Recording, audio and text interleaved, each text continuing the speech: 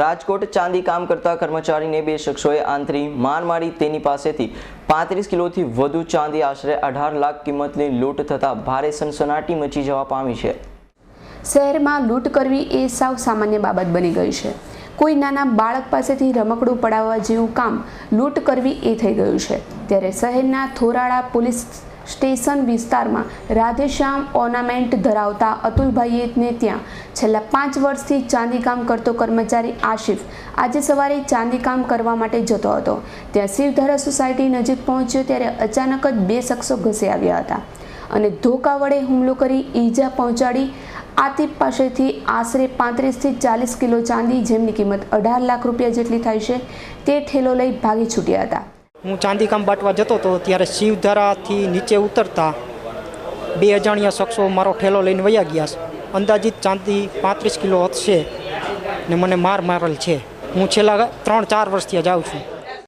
હુમલો થતાં જ કર્મચારી બૂમાબૂમ કરવા લાગ્યો હતો અને લોકો એકઠા થઈ જતા તેને સારવાર અર્થે સિવિલ હોસ્પિટલ ખસેડવામાં આવ્યો હતો।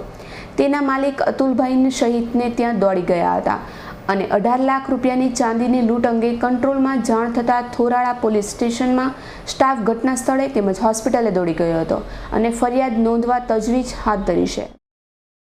મારો માણસ છે, મારા દુકાનમાં જ કામ કરે છે અને વર્ષોથી 4-5 વર્ષથી આ કામ કરે છે ને સવારના પોરમાં આ સોસાયટીમાં કામ દેવા નીકળો તો ત્યાં નીકળતા પછી પાછું કામ બીજી સોસાયટીમાં દેવા જતો હતો ત્યારે બે અજાણ્યા માણસો આવી એને ધોકા મારી અને ઠેલો લઈને ભાગી ગયા।